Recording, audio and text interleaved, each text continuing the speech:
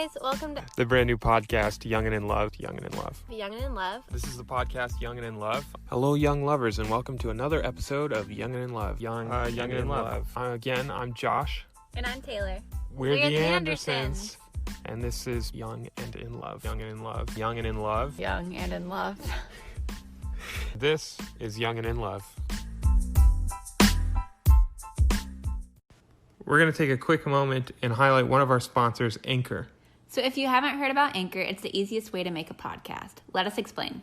It's free. All you need to do is download their app or visit their website, which is anchor.fm. Anchor will distribute your podcast for you, so it can be heard on Spotify, Apple Podcasts, and many more. They will literally take care of all of the distribution services, so all you have to do on the day of is hit publish. There's creation tools that allow you to record and edit your podcast right from your phone using an app or computer if you'd much rather just use the website. You can even make money from your podcast without even having one listener. Yeah, without a single listener, they'll find sponsors that are willing to give you a chance and give you a shot at making money. It's everything you need to make a podcast in one place. So all we ask is that if you have a story to tell or a message to share, that you download the free Anchor app or go to anchor.fm to get started.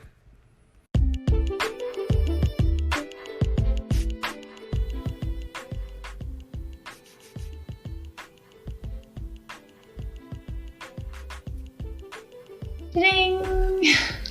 Welcome to yet another episode of your favorite Anderson podcast, Young and in Love. Well, hopefully we're their favorite. Anderson podcast? I mean, we are the only. That we know of. Well, of us Andersons. Yes. So, with only one choice, we're both your favorite and your least favorite Anderson podcast. Needless to say, we appreciate you listening. We are coming back at you at the end of August. The last time we published an episode, I think, was at the end of July. Really? I think so. Oh my gosh. It has been July 25th. So we suck. We're exactly 1 month after we published our last episode. But it is what it is. Life happens. Yeah, but now life is slowing down, so. Yeah, now life isn't happening. We're dead. Dead. Well, we might be after this weekend. Didn't Stay have a call tuned. to your mother. Yeah. First hurricane experience. This is our first potential hurricane experience. But we will experience sort of like the winds. But I've actually experienced hurricane winds before. There was one time where a hurricane hit like in the Gulf of Mexico, and then the winds just continued north all the way to Cincinnati. And we got 85 mile an hour winds in Cincinnati. It blew over a ton of trees. Microburst. Yeah, but we also, Ohio's used to tornadoes. So, an 85 mile an hour wind on a tornado scale is nothing. Right. I don't even know if it registers. That'd be something good to look up. Anyways, if you're listening to this the moment it comes out, then you could go on the news and look at Hurricane Dorian, Dorian. And that would tell you what we're expecting and what we're hearing. Or you can see if we were affected at all. Just look up Jacksonville, Florida, Hurricane Dorian. And maybe we were affected, but right now it doesn't look like we're going to get hit too bad. It just looks like some tail ends of the storm, or just all the rains as it comes north up the coast of Florida. We'll see.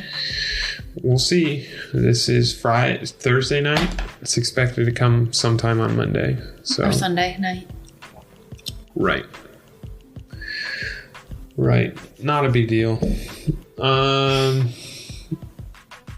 am your host, Josh, along with my co-host, Taylor. She's my wife. Once again, unemployed. She will be transitioning to a new family at some point. Since the school year started.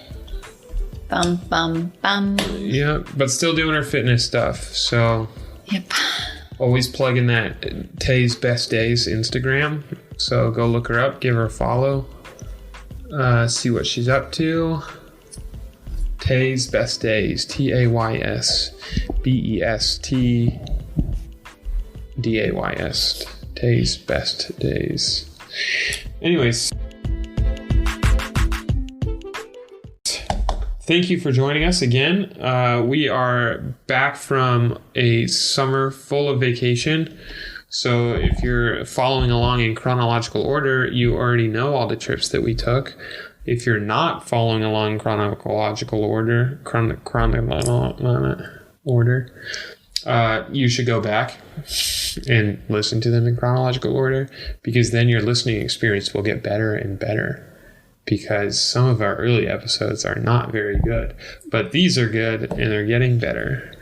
So that's exciting. I am in the midst of grad school. All my classes started this week. Tay's making a bunch of noise, so I apologize to the poor listeners out there who had to deal with those ears. And I also apologize to future Josh, because that's going to be a hassle to deal with afterwards. To get that spike out of the sound. Wait, pause. What? Now I need to close it. Yeah, we'll just close it again. I'm going to have to take it out. Yeah. All right. Not near as bad of a spike, but that first one is clearly visible. So, Boston. Tay, you did Boston, right? How about you give a recap of your experiences in Boston? Boston. It was cold. That's my impression of Boston. Cold. It was 85 degrees during the day. It was cold. I was so cold, guys. I came with a hoodie, ended up buying another hoodie while I was there, and wore it like every day. She bought a Harvard sweatshirt. I did, because it looked cute and it was cozy. Yeah, Boston's cool. There's a lot to do. It's really big. A lot bigger than I had originally thought it was. But that was good, because I had 10 days to spend there. And if it was small, I would have gone crazy, because I sort of went crazy anyways towards the end of the 10 days. So, yeah. Favorite part? Favorite part. Either Fenway Park, Red Sox game, and the Fenway Park tour, or the whale watching cruise through the Gulf of Maine. We saw lots of whales and seals. It's called the Gulf of Maine? Sea turtles. We went all the way to Maine. No freaking way. Yeah. That's impressive. Yeah. How long did it take you? I mean, we were on the boat for like 4.5 hours. Yeah? So did you just floor it for an hour? Yeah, we were going really fast, yeah. And we finally saw whales and stuff. Probably I guess geographically, I don't really know how close Boston is to Maine. Because us Southerners, we always just refer to the Northeast as New England. So I don't really know how close they are. But yeah, it was cool. Saw lots of whales, sea folk. Oh, you leave Boston Harbor, take a sharp left, you're in Maine. I guess it's not that far after all. Yeah, it was cool. Okay, that makes sense. But that cruise was freezing. I was so cold. On a boat all day long. Wait, you have to explain why you were cold though. Because you had an opportunity to be warm by sitting inside, but instead you sat outside the whole time. Okay, I did, but I did not want to miss out on any of the sea creatures I was going to see. Which I guess, thinking back, I could also have seen all of those from inside. But... Oh, you explained to me that you stayed outside the whole time because you were trying to be nice. Because people were talking to you. Oh, yeah. I met this really nice couple, and they were talking to me, and they were sitting outside with no jackets. Well, I was bundled up and Where were they shaking. from? They told me. I don't remember. That's helpful. Yeah. Anyways, so she chose to be cold. Sort of. Because you could have warmed up by going inside, but you're too nice. Yeah. You were too nice to be warm. She bought me water. That was nice of her. Oh, there you go. I offered to pay her back, and she said no. Because we became friends in 4 hours. No. 4 hours, though, in the beauty of Mother Nature. In the oceans of our Earth beautiful. Yeah. And whales are large, guys. It's like How large? a school bus floating in the ocean.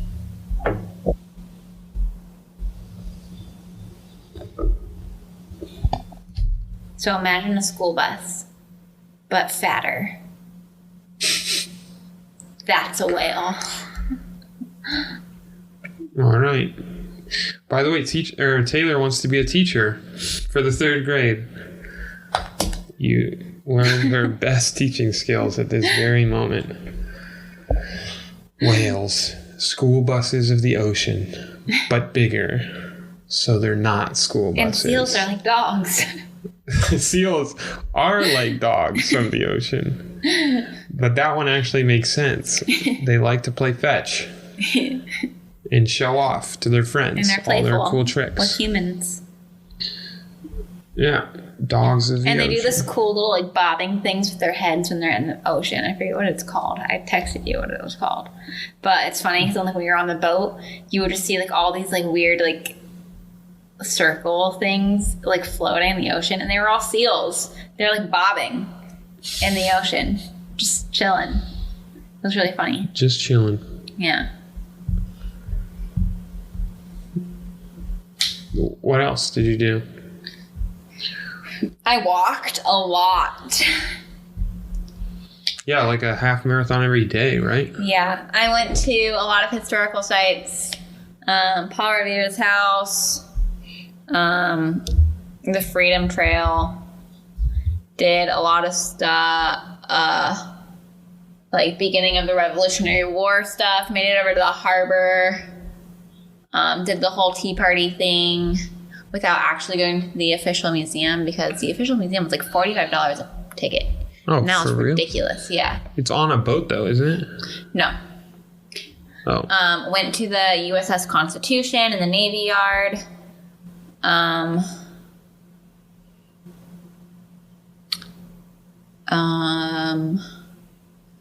Went to a lot of museums, art museums, science museums, history museums.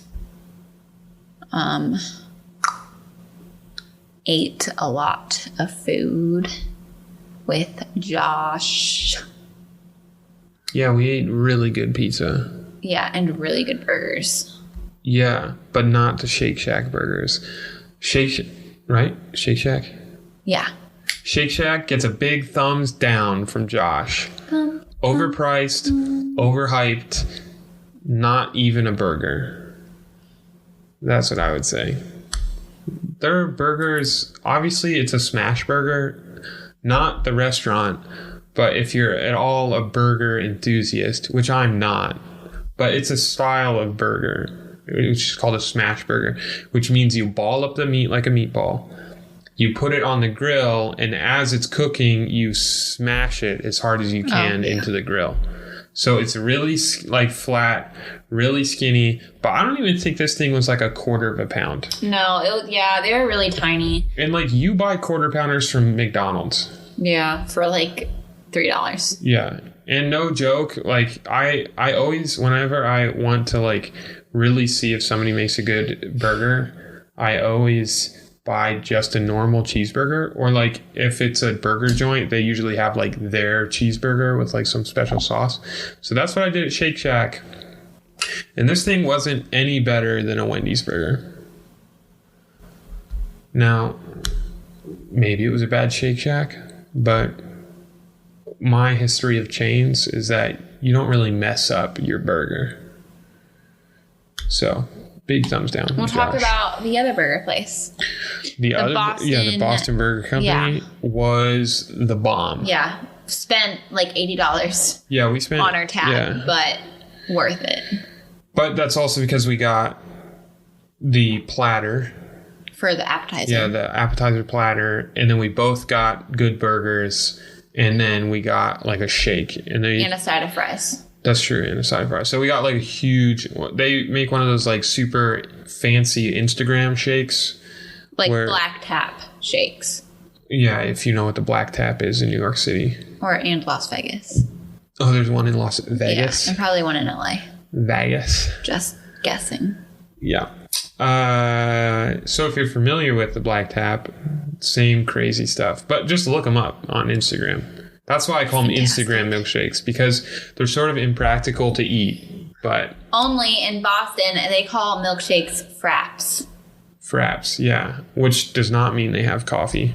Yeah. Which is a clarification that we had to ask. But our server was very nice, and she made sure that we understood that fraps are a thick milkshake. And if you ask for a milkshake, you're going to get something more like a flavored milk. Yeah, that's chilled. Yeah, that's chilled more than a milkshake. So, gotta ask for a frap when you're in Boston. Yeah, that was really good. The pizza, which is the Florina pizza. It was so Florina good, guys. Pizzeria was ridiculously good. Yeah. It's voted best pizza in Boston for... It's like 3 years running. Yeah, years running. Yeah. And it's like a pretty new restaurant too, right? I don't know. No?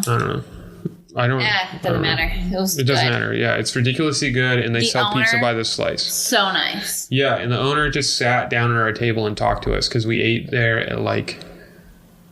We did dinner there, right? Yeah, we like beat the dinner rush by like 45 minutes.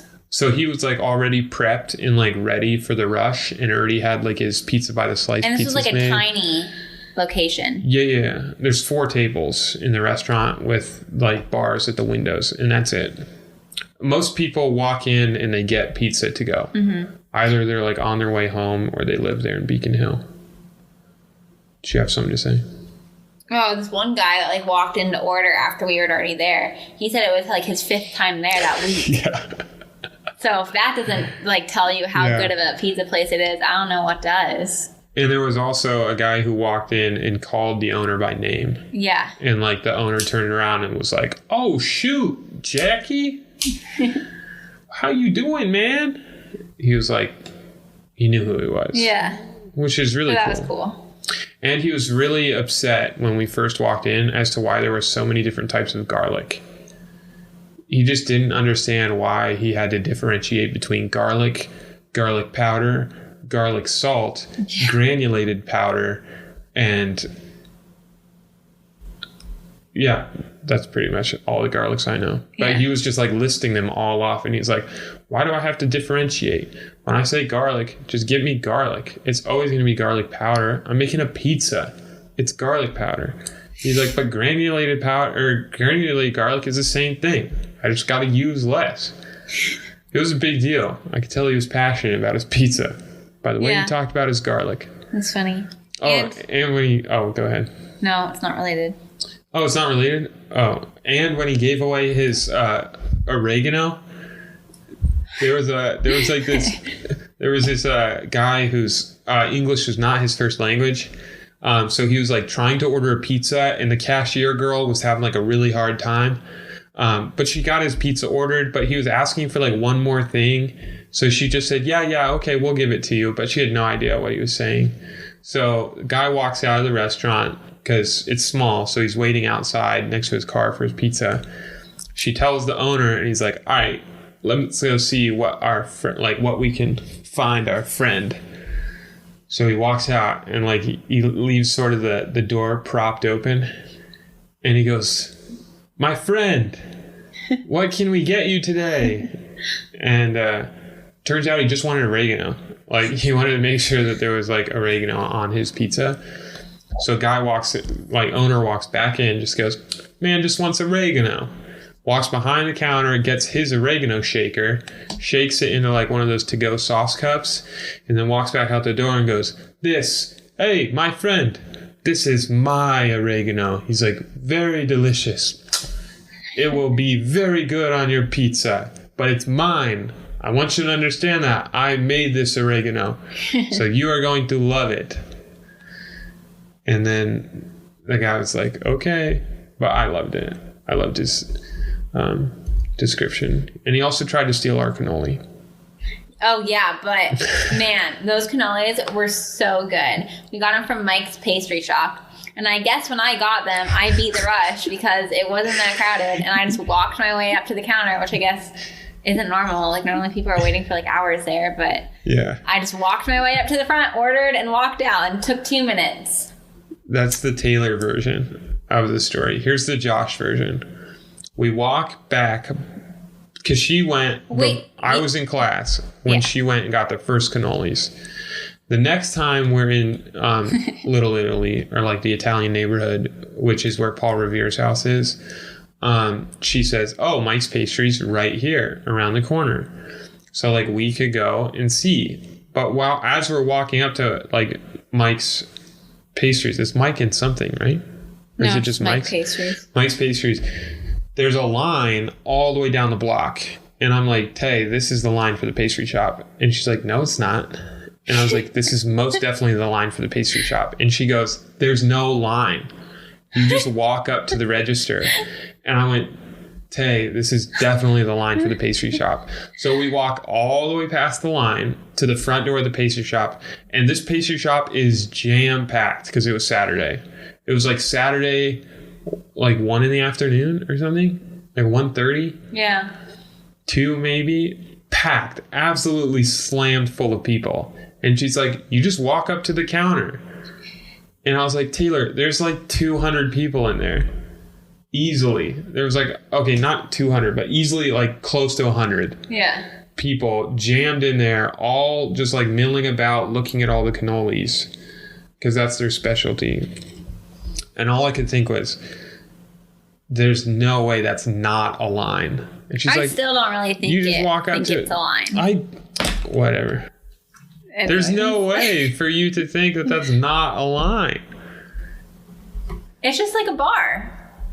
No, it's like any pastry shop in the world. There's a counter that they display pastries, and then you wait in line to order your pastry. Now, yes, there's probably 8 different lines because there's 8 different employees. And like once you get in the shop, you sort of distribute yourself. But man, imagine how pissed those people would have been if you had just walked in there. I think if I would have been alone, I would have done the same thing. I would have done it when I was alone. And it's like one of those instances where innocence truly is bliss. Because you would have just walked in there, innocent as could be, with like your $5-6 in hand, squeezed your way to the front and been like, yeah, I want my peanut butter cannoli. And then handed the cash over.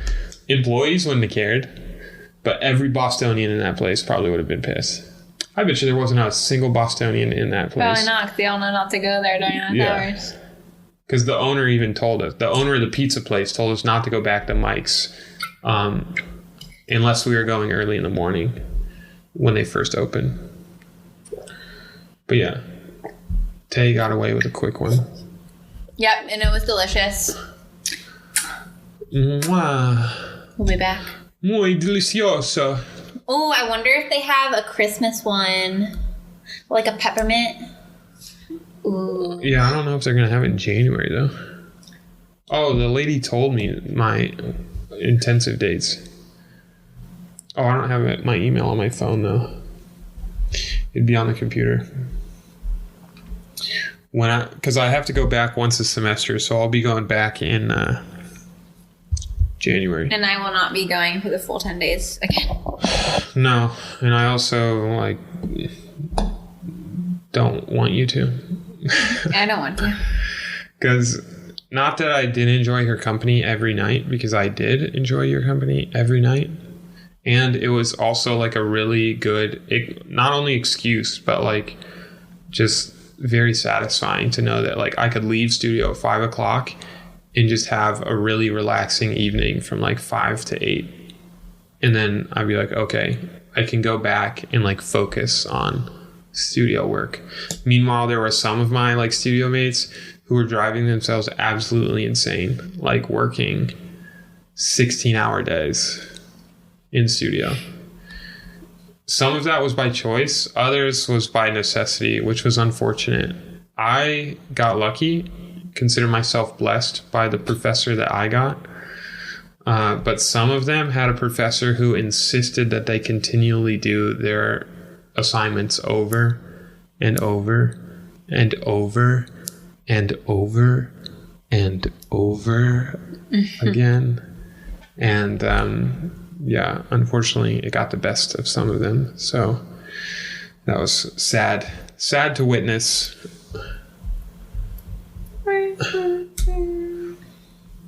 So that's Boston, right? That's Boston. We liked it a lot. Taylor didn't like the weather, but we liked the city a lot. And I'm always like rejuvenated when I visit a big city. Just to know that like there are like people that are driven in the world. And there are people who are like really dedicated to their cause. And like I think in a city you just see that because there's so many people. Like obviously there's going to be lazy people in a city as well, but the fact that like there's so many of them, I clicked the wrong email. Your just like percentage goes way up of seeing someone who's super dedicated and just like you can see it in their eyes. They're like driven to just be successful, especially in a city like that, like with so much history and passion and sort of like a chip on their shoulder. They have a standard of living in Boston that they like have to live up to. Good morning. What the heck are you doing? It's an accident. Why are you even looking at your phone? All right. January 11th through January 18th is when I have to go back. Hopefully, I don't have to use all my vacation days again next year for this. Please don't. But it is what it is. Brief topic. We're already 25 minutes in to the episode. But anything that you need to bring it before the body of the podcast? What? I said, is there anything that you need to bring before the body of the podcast? I don't know. Oh. Anything you'd like to shun me for? Shun you for? Yeah. I don't think that's very me. appropriate. To publicly shame me? I think it's making a very good wife, huh? I found this really cool tweet today. You want to hear it? About the word ostracize?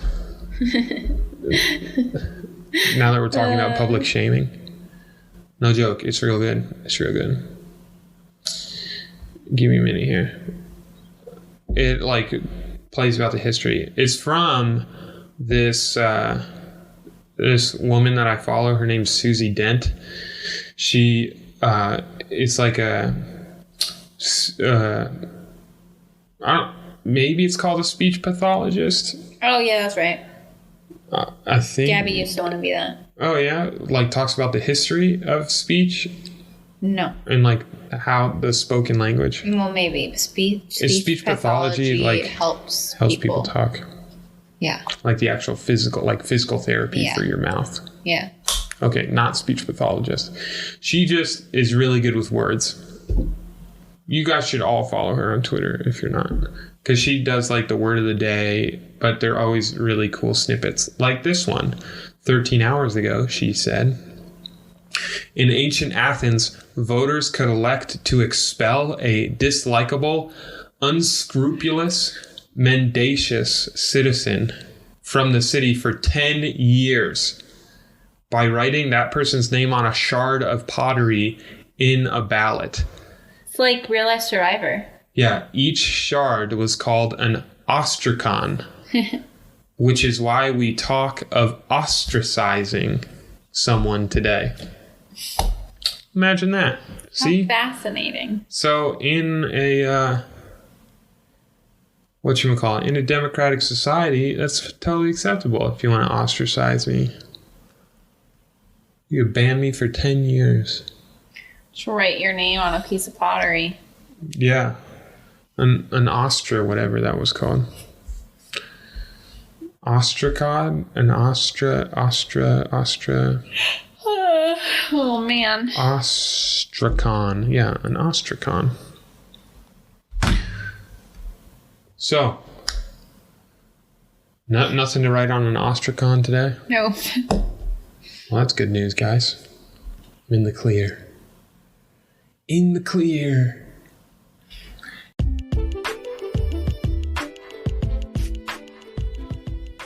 When I had an idea to start a podcast, I had no idea where to start. But I had listened to Candace and Casey's Couples Therapy, and they had mentioned an app called Anchor. And I was really intrigued to see how really simple it could be to make a podcast. Anchor is a one-stop shop for recording, hosting, and distributing your podcast. Best of all, it's free and ridiculously easy to use. And now Anchor can match you with great sponsors who want to advertise on your podcast. That means that you can get paid to podcast right away. In fact, that's what I'm doing right now by reading this ad. So, if you always wanted to start a podcast and make money doing it, go to anchor.fm/start. That's Anchor, as in ANCHOR.FM/START to join me in the diverse community of podcasters already using Anchor. I can't wait to hear your guys' podcasts.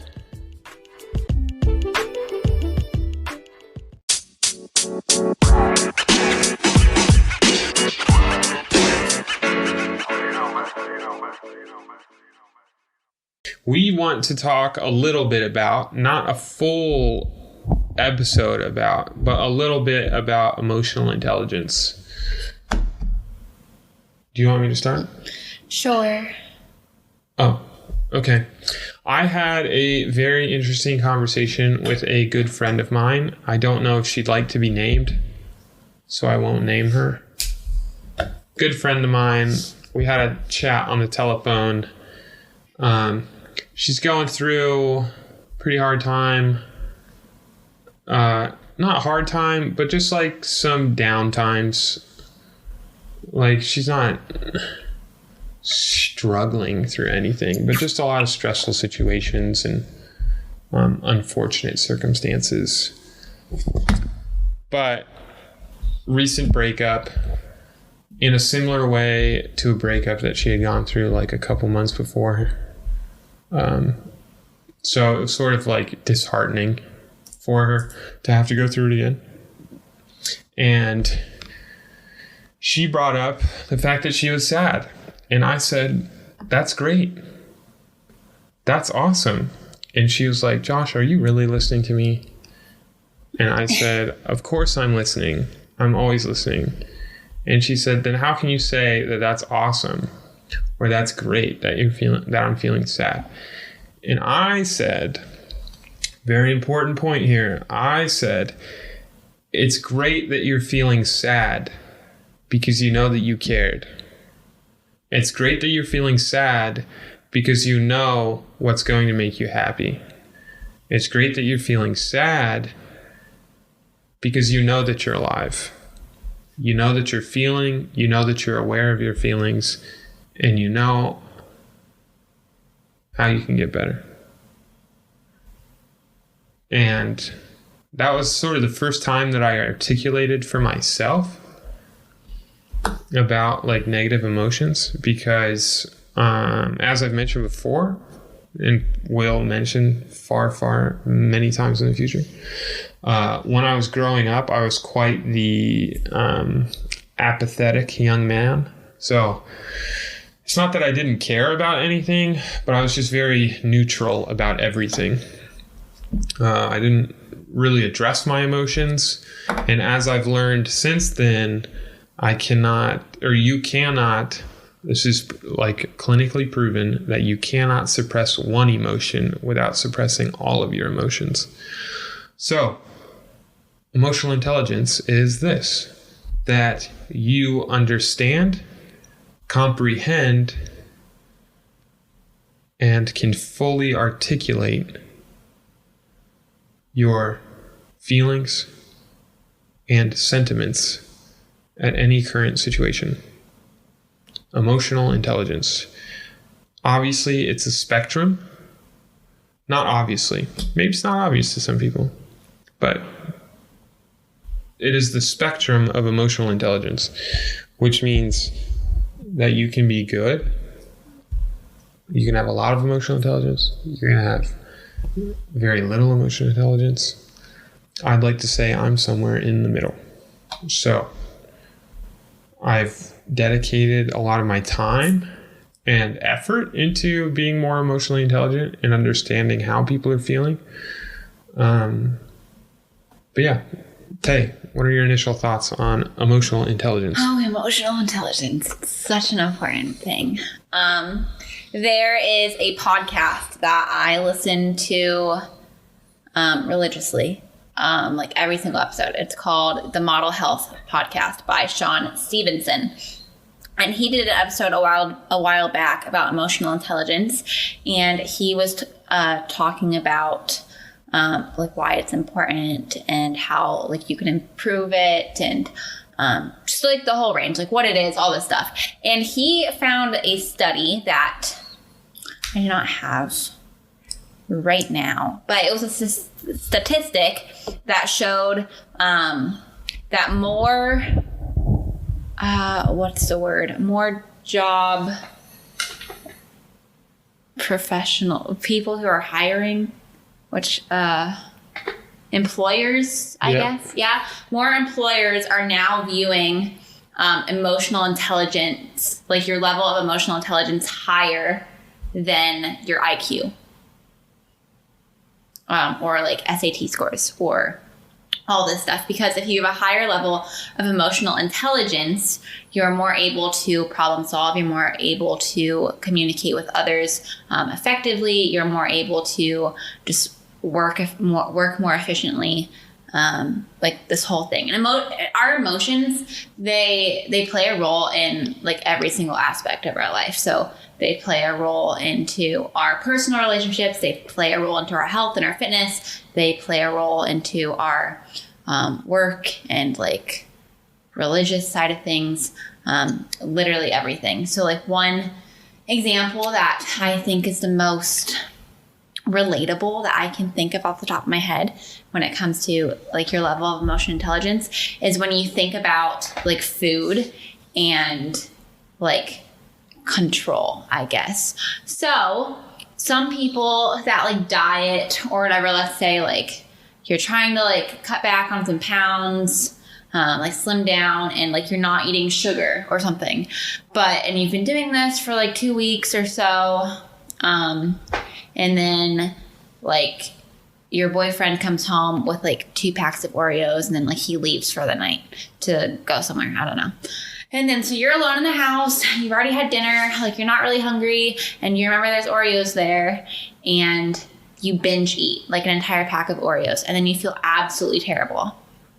But if you have like a high level of emotional intelligence, you're able to recognize that you're thinking of the Oreos, think if you're hungry or not, if you really want an Oreo.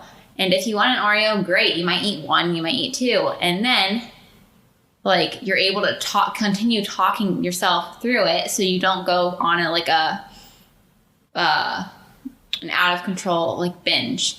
You're able to just sort of control your emotions and your feelings in that moment. Instead of having those emotions control your body. Does that make sense? It does. Yeah. Do you have a comment? Do you not? No, that's not the first example I would have thought of. Oh, so. Well, it's just what since I do this, I like talk about fitness and food on a daily. I talk about it a lot. So right. Something sort of compare that. But yeah. Like in emotions, like when you have a high level of emotional intelligence, you're able to really debrief your own emotions when you're in a certain situation. So let's say like me and Josh had a fight and I can use my emotional intelligence to help figure out how I feel and like listen to how Josh feels and be able to interpret his feelings in like a healthy and respectful way, and also communicate my feelings in a healthy way. And we'll be able to work together to a more effective outcome versus if we both, or like just me, like didn't have a high level of emotional intelligence and you just handle the situation a lot more irrationally. Yeah, which brings up a good point of the difference between being emotional and having a high level of emotional intelligence. Because there are some people who are very emotional and are the opposite of apathetic, where they experience their emotions in sort of like a euphoric, over the top way, which is also unhealthy. Sort of that over exaggeration of their emotions. I think, in my personal opinion, the most poignant example of this in our society is in and surrounding the topic of anxiety. The medical definition of anxiety is a nervousness that impedes your ability to interact. So many people who claim to be anxious or have a social anxiety don't actually have anxiety because they're not being physically impaired in any way. They're not experiencing shortness of breath. They're not experiencing any sort of physical manifestation of their stress. They're just nervous, which is perfectly okay. And someone with a high level of emotional intelligence will understand, I'm feeling nervous, and will understand and say to themselves, I'm nervous. This is a new experience for me, or an experience that I'm uncomfortable with. And then they need to then have the courage to just say, I'm going to go ahead and do this anyways. Even though I'm feeling fearful, I know this is difficult for me, but I'm going to move forward anyways. And I think that's the biggest difference that I see in my life. People always ask me sort of how I'm so confident, or like how I move forward so quickly. And it's not particularly that I'm confident. A lot of people have told me in my life that I'm a good public speaker. And I enjoy the act of speaking in public. But the 2.5 minutes preceding me talking at any sort of public event is filled with accelerated heart rate, quickness of breath. My like thought processes speed up to like 100. Weak, palms are sweaty. Yeah, basically, like I'm sitting there anticipating what's about to happen, knowing full well what's going to come, and there's a moment of fear where I think, what if this doesn't go well? But then I make a conscious decision, knowing where these emotions are coming from, knowing that it's something I've done before and overcome before, and therefore I move forward anyways.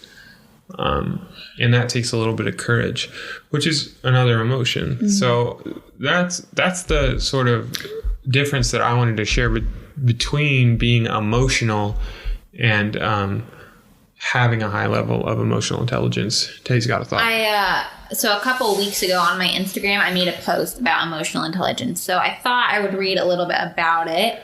And I don't think Josh actually ever commented on this. So I'll read. I didn't comment on it because that was the day after I told you we should do a episode on emotional intelligence. Yeah, that's why I did all that stuff. So now you can do it now. Yeah. Okay, so this is what I posted on my Instagram, and this is my own personal definition of emotional intelligence and just some more of my thoughts about it. So I said, emotional intelligence is our ability to identify, evaluate, control, and express our own emotions. It allows us to recognize and understand our own feelings and the emotions of others. When we have a high emotional intelligence level, we are able to align our behaviors with our values by understanding the important and critical parts emotion play in our decision making. So that is my definition. And I said that you have to learn to regulate your own emotions. Never assume that people care about your feelings or are looking out for you. Don't assume that people around you will be there to validate you, your emotions, and or your choices. Once you stop putting the focus on them, you will have the power over your... Whoa, hold on. That's a typo. That's still there. Yikes. Okay. Once you stop putting the focus on them, you will have the power over your emotions, your actions, etc. And they will never be able to make or break you. Emotional intelligence is something that is highly underrated in today's world, and this is where I see so many people struggle, which I think is very true. Emotional intelligence, sharing your emotions, being vulnerable, all this stuff is seen as a weakness, when really the people who do all those are like the strongest people that like I know of. Like to be that like courageous and like brave and like be that like comfortable like with yourself and like with others, to put yourself out there, which is something I've gotten a lot better at, but still something that I can struggle with every now and again. Yeah, it could be said that many psychological issues, whether like barring those severe psychological issues like schizophrenia, like diseases, psychological diseases where there is physically something wrong with your brain, but these emotional symptoms like anxiety, loneliness, sort of these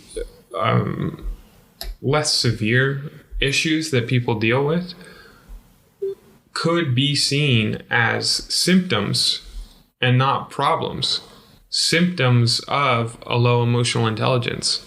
Symptoms of a misunderstanding of why you're feeling this way. Instead of being, well, oftentimes those are actually diagnosed as the issues themselves rather than symptoms of a low emotional intelligence. Could be said. That is not the rule, obviously. There will be exceptions to people who have chronic depression or serious illnesses. But oftentimes, a simple remedy to some of our more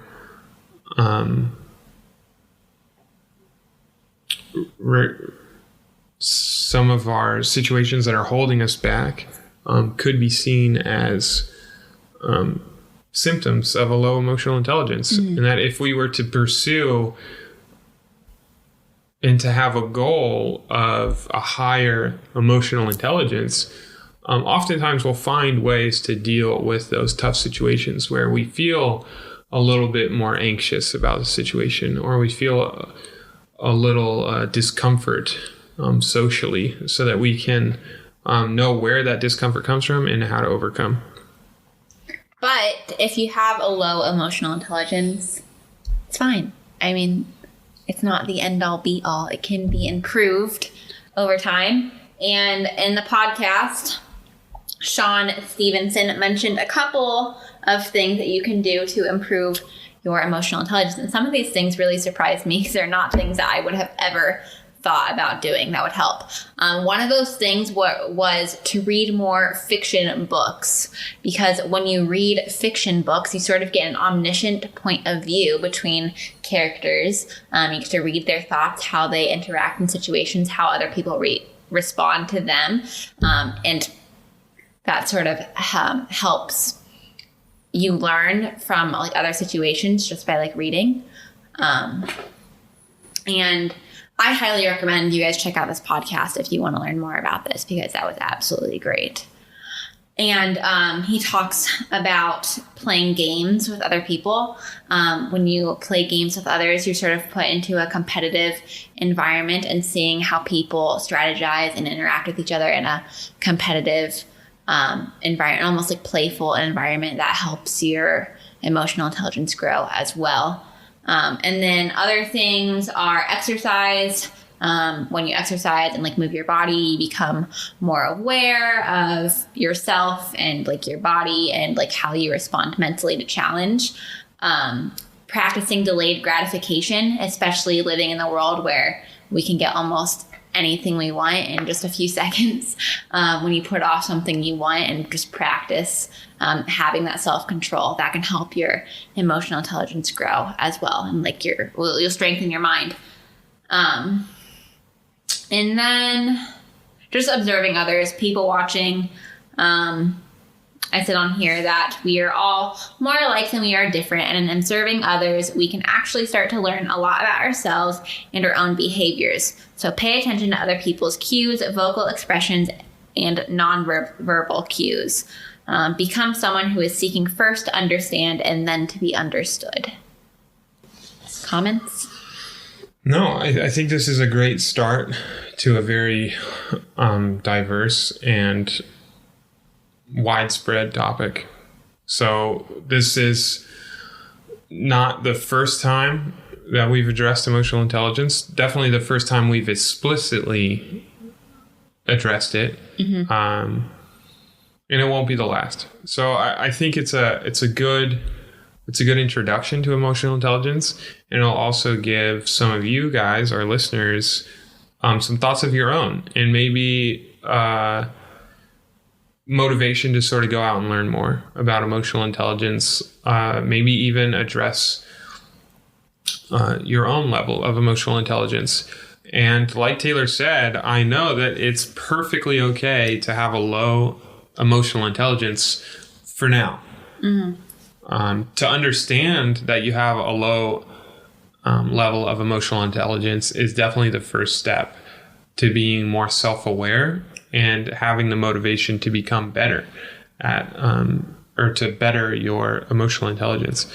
So Taylor gave out some great ideas on ways to start. I had never thought of any ideas like that, to actually go out and train your emotional intelligence, because I've always been a very introspective person. So I'm one of those weirdos who's an extrovert, who's introspective. An introspective extrovert. So I've never had sort of that issue. But I would say with complete confidence that at 17 years old, like 17 to 18 years old, I was a 0 on the emotional intelligence scale, because I was so apathetic that really the only emotion that I knew was humor. I wouldn't say I was incredibly happy. I wouldn't say I was incredibly sad. But I was always joking around with all the things. So now I would put me in like a 4 or 5, maybe 6 on some good days. And that's simply because on my bad days, I have those tendencies to slip back and be a little bit more apathetic. With that being said, I think it's a perfect opportunity for everybody to get involved with their own emotional intelligence and to figure out where you stand on the spectrum. And Taylor's given you some great ideas on how to start to better your emotional intelligence. Yep. And if anyone wants to check out that podcast that I have mentioned several times, it is called The Model Health Show by Sean Stevenson. You can find it on Spotify, Apple Podcasts, Google Podcasts, probably anywhere where you find your podcasts. I not sponsored. I literally listen to every single episode. He talks about everything under the sun, like fitness wise, health wise, just like everything, like relationships, all this stuff. And I've learned so much. And I think it's really entertaining. And even if you're not interested in a particular subject he's talking about, I still listen just because it's interesting and like I learn more like every single day. So check it out. Yep, that is The Model Health Show which is model as in MODEL, show, SHOW.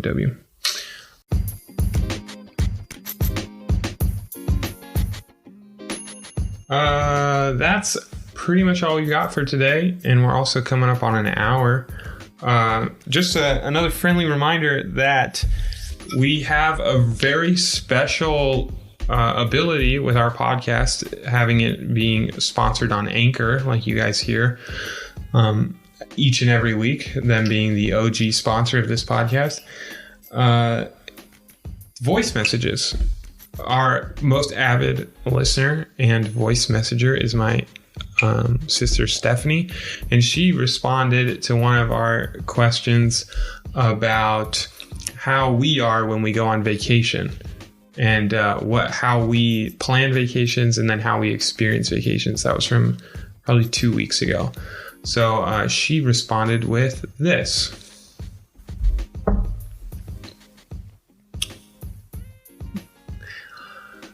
Which is super cool, because now she's a part of the podcast, which can happen with each and every one of you as well. If you would like to be a part of the podcast, or if something struck a nerve with you during this week's podcast, made you think a different way, or you want to give your rebuttal, you can leave us a minute-long voice message by going to anchor.fm/younglove. That is YOUNGLOVE. And for any of my Portuguese friends out there, you can go ahead, or my Brazilian friends who speak Portuguese, you could go ahead and leave a message in Portuguese, and I will be glad to translate that for everyone. But I will play it in Portuguese because that'll sound cool. So. Should you say that in Portuguese so they understand you? I mean, they listen in English, so it probably helps them understand English. And I don't know if I could say all that in Portuguese without warming up. Need a little like 5-minute warm up or something, speaking Portuguese or listening to music or something. But para nossos ouvidores em português, vocês podem mandar uma mensagem de voz para nós no website Anchor,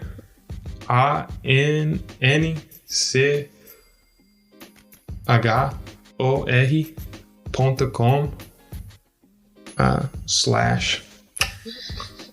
/ não sei como falar isso, Young Love, YOUNGLOVE.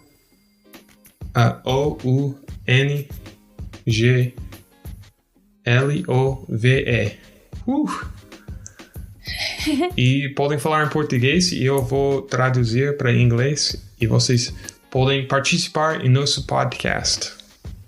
Obrigado. There you go. My mouth hurts. Anyways, now you guys know I speak Portuguese, or you don't know because I could have just made up something. But I actually have an idea that I think whenever like someone speaks a foreign language, you know they're speaking a foreign language versus someone who's faking speaking a foreign language. You sort of look at it and go, oh, you made that up. But like people that are actually speaking a language that you don't understand, you're like, wow, that's incredible. They're actually saying something. Just my thoughts.